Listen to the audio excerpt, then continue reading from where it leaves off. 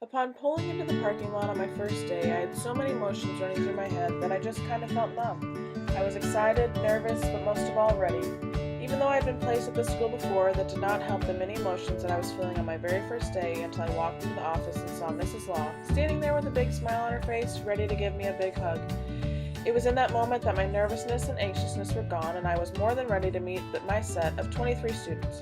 As I walked to the room, there were many smiling faces that greeted us with a good morning, and some even remembering me from when I was there before, welcoming me back by saying, "Nice to have a familiar face in the building."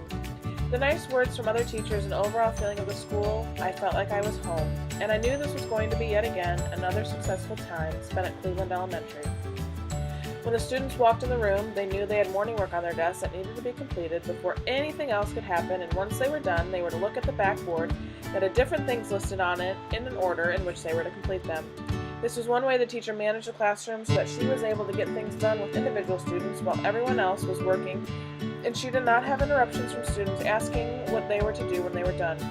Students often feel like they need to ask what to do next when they are finished with something that they are working on, and that takes away from the time the teacher can be helping other students. I feel like the students could really benefit from this because they are in charge of what they are doing and how fast or slow they work on the must-dos. I feel like this is something that I could incorporate into my future classroom because too often students rely on the teacher for everything, but in all reality, we also need to be teaching the students how to think on their own and become independent, and this is a way for them to start learning those skills. Having not been in the classroom at the beginning of the year, I've never seen rules and procedures be put in place, so by the time I get to the classroom, the students already know what is expected of them, which has made my development of classroom management a struggle because I don't know what it looks like from the very beginning.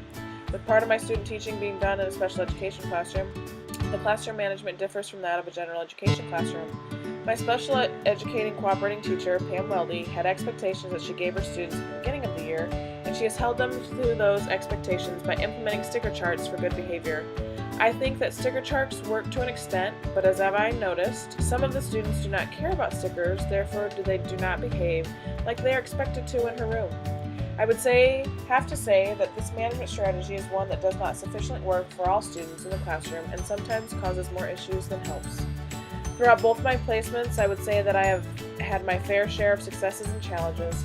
Many of my successes came because I was able to create relationships with the students fairly quickly, and they responded to me well when I started to teach them material, and it made for successful lessons.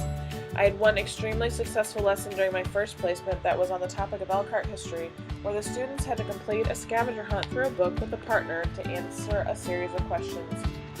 All students were actively engaged in working on their questions, so I did not want to stop them just because of time and getting to the next topic, but then that put us behind a day in another subject. With that being said, I think one of my biggest challenges is time management and determining when enough time is enough time to be working on tasks. More times than not, I would want all students to complete what it was that they were working on, but that often took longer than the time we had allotted, which pushed back our whole day. This is something that I'm still working on in my second placement and will most likely be something that I have to continue to work on because as teachers, we are never truly done learning. Throughout the past 16 weeks, I have learned more than I ever thought that I would ever learn while student teaching. Teaching is a profession where even though you are the teacher, you are truly never done learning. Education changes all the time, and we as teachers and future teachers have to be accepting and willing to go with the flow and change in order to best help our students.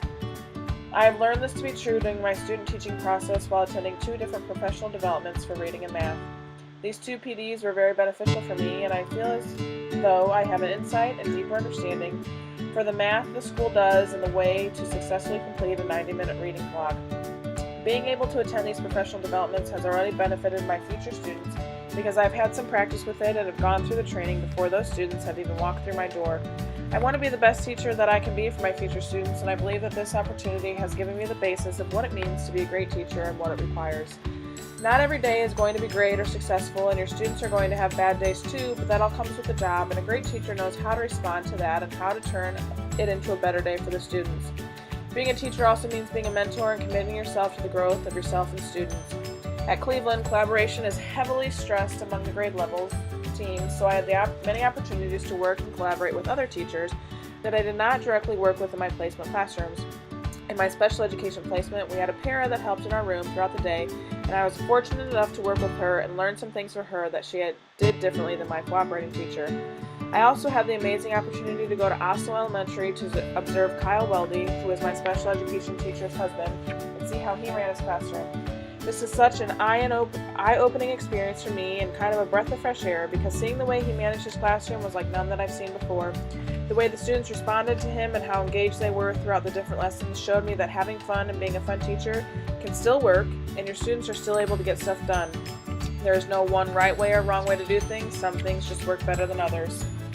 My time spent at Cleveland Elementary has been nothing short of amazing and very beneficial to my student teaching experience.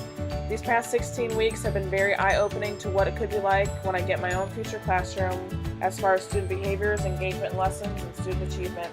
So often teachers just want to get through the material they need, so they just keep teaching even if they do not have every student's attention. I have fallen a victim to this while student teaching, but it has been something I have been working on and getting better at.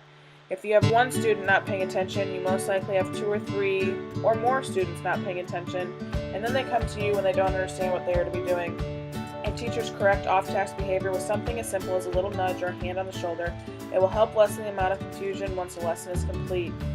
I was able to help a student in my special education small group who has a history of bad behavior and would lash out at people. Being able to be calm and collected while student is yelling and so angry has helped me get through to the student and help him when he gets in these moods, and he has done work for me that he has not even done for his teacher.